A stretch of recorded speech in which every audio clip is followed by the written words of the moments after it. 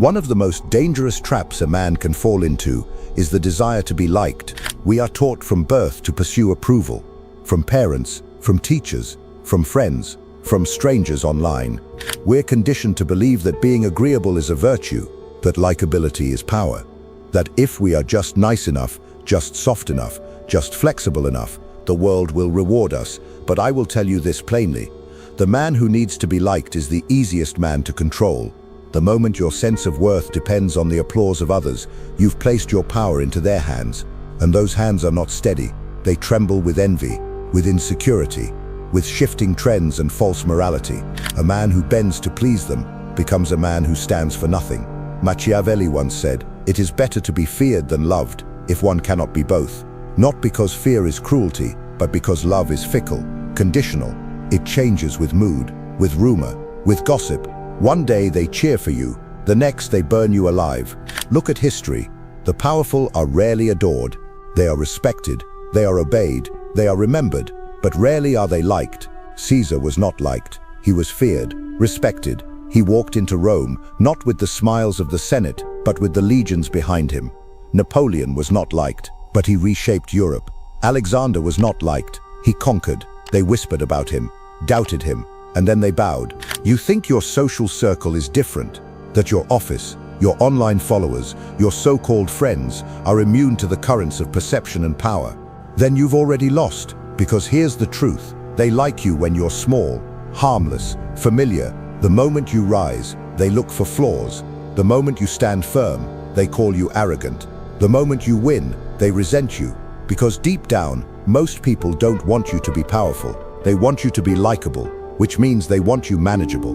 A man addicted to likability will betray his own judgment just to keep the peace. He will avoid hard truths, soften his opinions, laugh at things he finds foolish, compliment what he does not admire, nod in agreement when he should stand in defiance. He becomes clay in the hands of louder voices, and louder voices are not always wiser ones. Let me be clear, I'm not speaking of cruelty, nor of mindless aggression. This is not an invitation to be rude, brutish, or dismissive. That is weakness parading as strength. What I'm saying is this: your compass must be internal, grounded, rooted in principle, not popularity. You must be willing to disappoint people. You must be willing to be misunderstood. You must be willing to carry the label of unlikable if it means you remain in control of your values, your actions, your path. Because the moment your actions are guided by the fear of being disliked, you're no longer the author of your story. You're an actor in theirs, and those who try to please everyone end up respected by no one. Let me ask you this: what do you gain by being liked by all? Do you think they'll protect you when things go wrong? Do you think they'll reward you when you've exhausted yourself trying to keep them happy? No.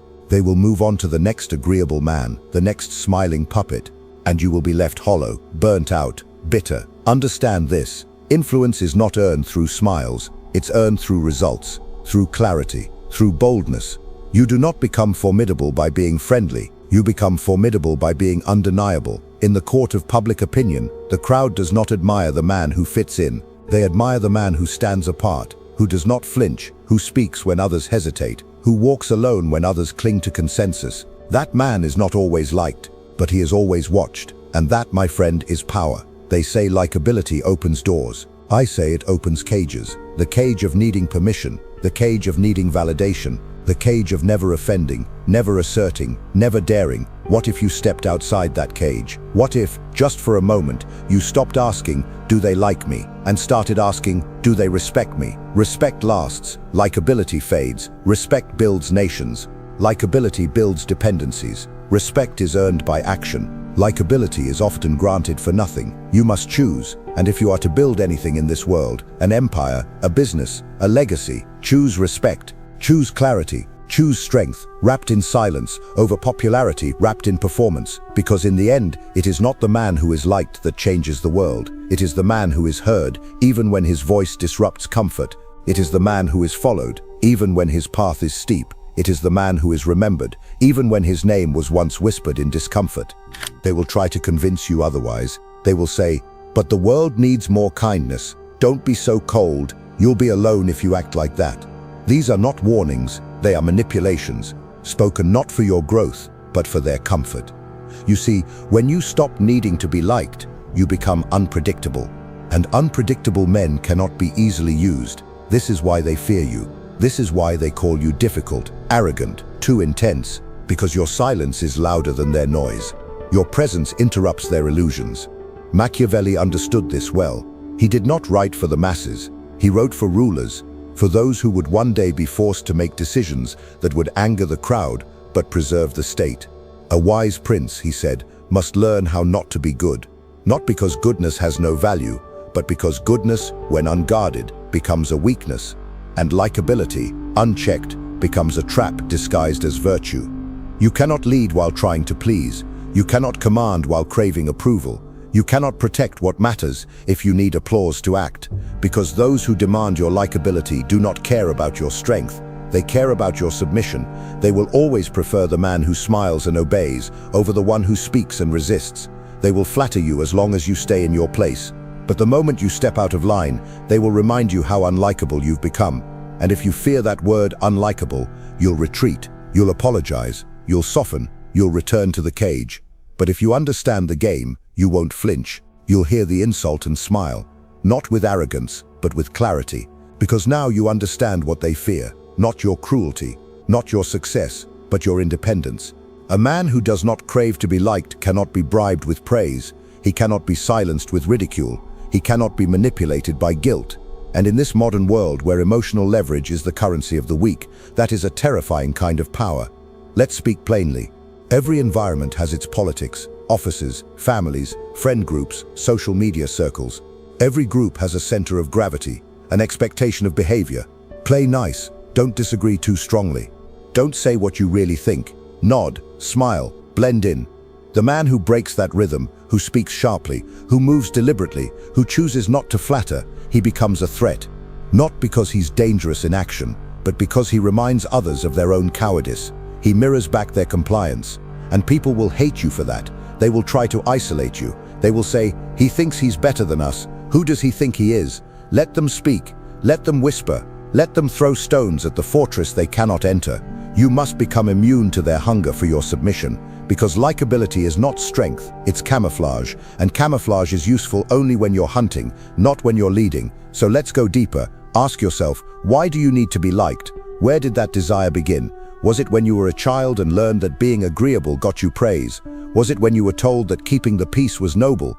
That being too bold made you rude? That disagreeing made you difficult? Good. Now take all of that, lay it out, and burn it, because the truth is this: the more you evolve, the fewer people will like you, not because you've grown worse, but because you've stopped shrinking. The man who shrinks to fit others is never hated, he is tolerated, but the man who grows to his full height, he will be too much for many, and that is how it should be. You are not here to be digestible, you are here to be undeniable. Your role is not to decorate the room with pleasant words, it is to shake the walls with inconvenient truths. If you must choose between making people comfortable and making them think, choose thought. If you must choose between earning their affection and earning their respect, choose respect. If you must choose between blending in and standing alone, stand alone, because when the storm comes, it is not the likable man they will follow. It is the one they trust to face the wind. Machiavelli wrote, "A prince who is always trying to be good will come to ruin among the great number who are not good." Understand what that means. The world is not made of saints, it is made of forces, and if you are to wield any influence in this life, you must become a force, not a decoration. So the next time you feel the need to be liked, stop, breathe, and ask, is this alignment or is this appeasement? Is this kindness or is this cowardice? Is this diplomacy or is this fear? Because the man who cannot answer those questions truthfully will always remain a servant in the court of public opinion. But the man who dares to answer them and live accordingly, he becomes something else entirely. He becomes unshakable. There's a subtle shift that happens when you stop trying to be liked. You begin to see clearly, the fog lifts, the masks fall away. Conversations that once felt warm now reveal their manipulation. Invitations begin to feel like tests. Compliments start to sound like currency. You begin to see the game behind the smile, the motive behind the praise, the fear behind the friendliness. Because the world doesn't know what to do with a man who doesn't need validation. He is foreign to them, alien, uncontrollable, and that makes him powerful. Understand this. When you no longer depend on the approval of others, you gain the rarest form of freedom, psychological sovereignty. You are no longer held hostage by their applause, nor paralyzed by their criticism.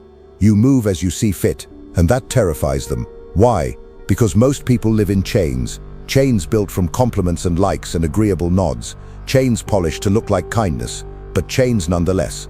And when a man walks in unchained, he reminds them of their own bondage, so they will mock you, question you, distance themselves. They will say you've changed, as if that's a crime. They will say you've become cold, as if clarity is cruelty. But what they truly mean is this: you no longer make us comfortable. And that is your first sign of liberation. Machiavelli would remind us that the crowd is not driven by reason, it is driven by perception, appearances, signals. So if you signal neediness, if you signal desperation to belong, you give them a lever to pull. You become manageable, predictable, manipulable. But if you signal calm detachment, silent confidence, a quiet certainty in your own direction, then they hesitate, then they whisper, then they watch. Because the man who moves without needing permission creates his own gravitational pull. Let me ask you a simple question. When was the last time you said exactly what you thought, without softening it, without checking their reaction, without apologizing for it? Most cannot answer, because we've been trained to edit ourselves mid-sentence, to dilute our truth before it offends, to coat our convictions in sugar before anyone tastes them. That's not diplomacy, that's fear, wearing a mask, and fear is the enemy of strategy. Now consider this. Why do people follow strong leaders, even when they're not liked? Because we trust clarity more than charm. We trust conviction more than courtesy. We follow decisiveness, even when it's uncomfortable, because the alternative is chaos. Machiavelli saw this in his time. He wrote, "Men in general judge more by the sense of sight than by the sense of touch. Everyone sees what you appear to be. Few experience what you really are. Appearances matter. But what appearance do you craft? One of the agreeable, harmless friend? Or one of the composed, dangerous thinker? The second is feared, respected, often misunderstood, but never ignored. Let them call you intimidating. That means you've broken their ability to predict you. Let them say you're too intense. That means you've refused to dull your edge. Let them accuse you of arrogance. That means you've stopped asking for their permission to exist. Because make no mistake, there is a cost to likability. It's just paid slowly, over time, 1,000 small silences, 1,000 quiet nods, 1,000 truths swallowed before they offended, and then one day you look in the mirror and don't recognize the man staring back. He smiles too much, he apologizes too quickly, he doubts too often. That is the death of authority. Not in the eyes of others, but in your own. You can't lead if you don't trust your voice. You can't protect if you're afraid to offend. You can't dominate if you hesitate every time the room gets uncomfortable. You must relearn how to speak without the need for reaction, how to act without the need for applause, how to exist without bending for affection. This is not detachment from others, this is loyalty to self. And the more you practice this, the more magnetic you become, not because you try to be, but because people are drawn to what they cannot sway. The man who cannot be moved by flattery or fear becomes an anchor in a storm. People crave that, even if they don't know how to say it, even if they pretend to hate it, even if they never admit it out loud. They crave the man who says little but means everything, who is silent when others shout, who does not chase the crowd but makes the crowd adjust to his pace. That is who you must become, not liked but centered, not praised but powerful. There comes a moment in every man's life where he must choose comfort or clarity.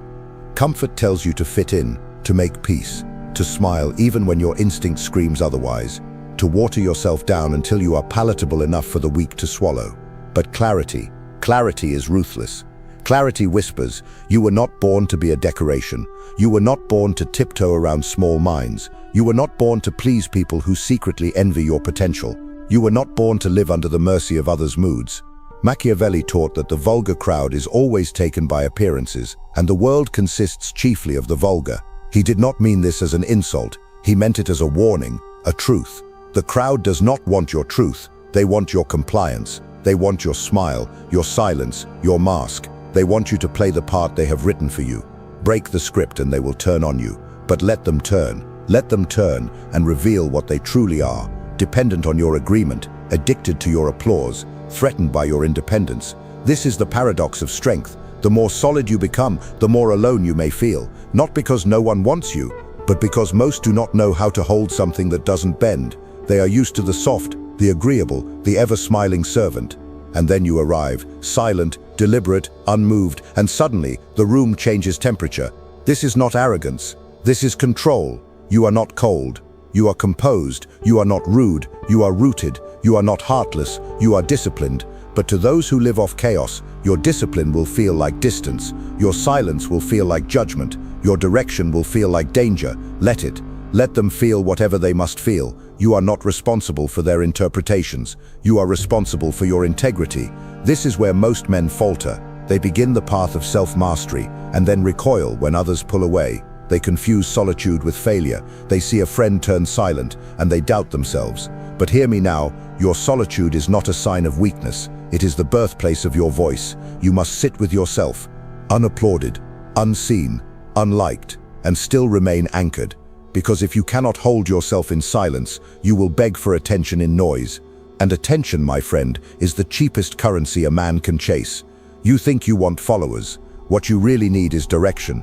You think you want approval. What you really crave is alignment. You think you want to be understood, but what you really need is to be unshaken. The man who tries to be liked by everyone becomes a slave to everyone's version of him, and eventually those versions collide. Who do you become then? The polite mask for the crowd? The diluted dream for the family? The smiling shadow at work?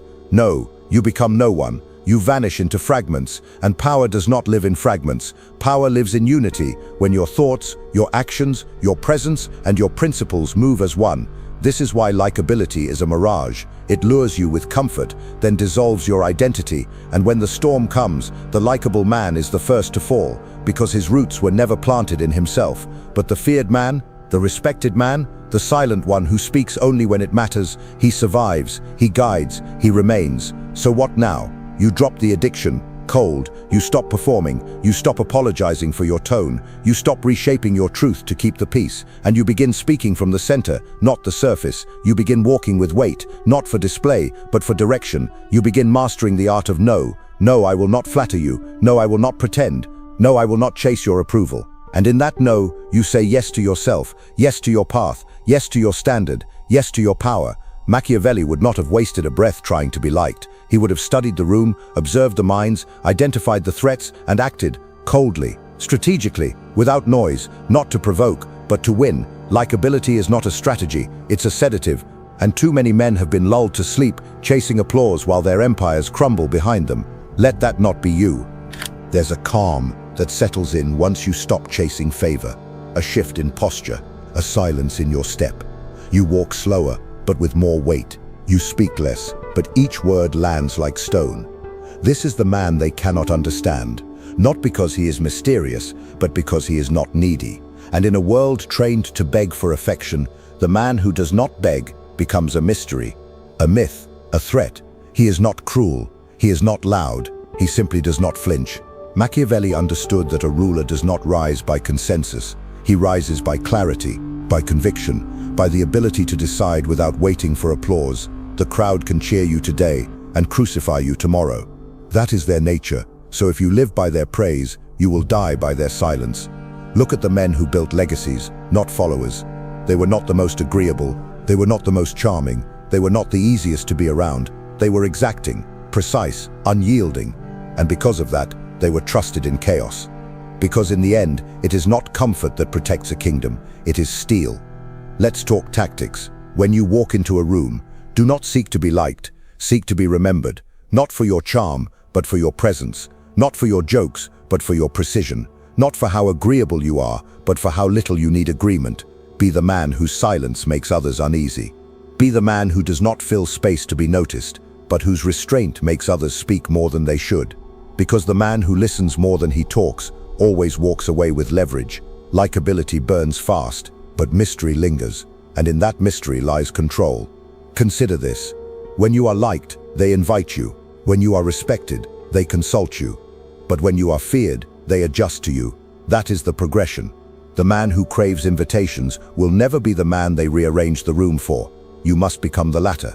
And you do that by refusing to bend your tone, your values, your intensity, just to be received gently. Not everyone will receive you well. That is not your burden. The oak does not apologize to the breeze, it simply remains.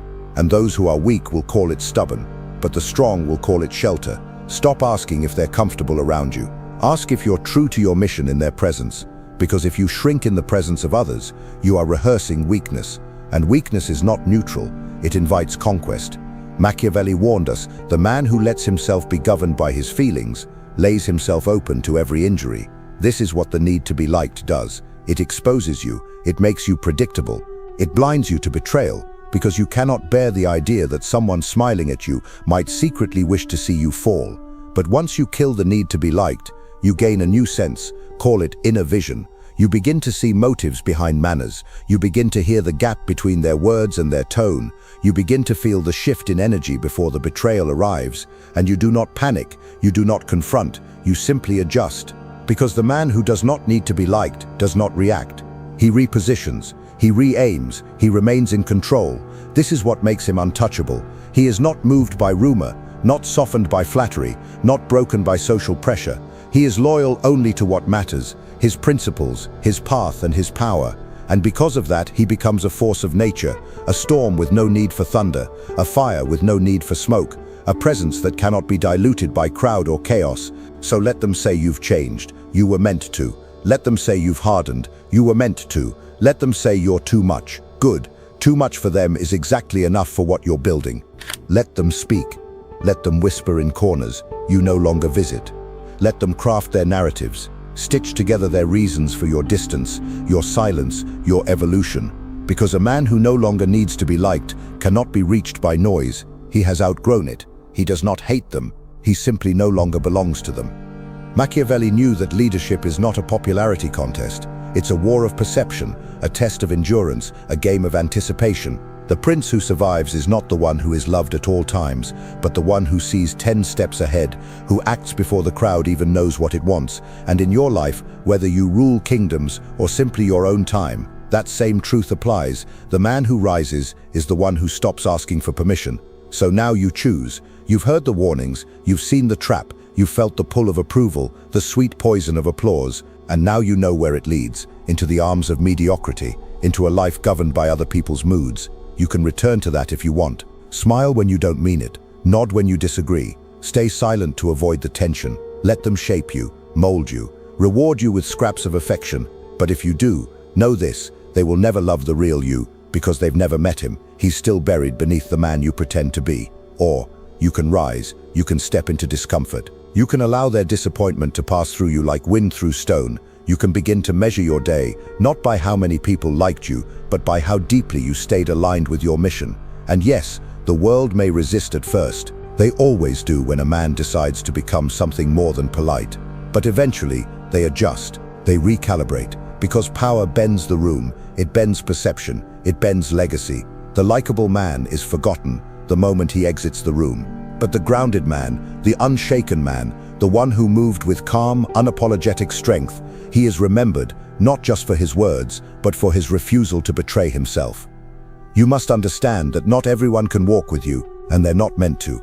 Some are here to test your commitment, to see if you'll fold, to see if their silence will make you beg, if their criticism will make you flinch. Let them test, let them doubt, let them leave. Your path was never built on their approval. It was built in silence, in early mornings, in lonely nights, in hard decisions made without applause, in the quiet promise you made to yourself that you would not live a life dictated by others, that you would not dim your light to make others feel comfortable in the dark. Machiavelli would tell you, the first method for estimating the intelligence of a ruler is to look at the men he has around him. So look around. Do they challenge you or comfort you? Do they call you to rise or beg you to soften?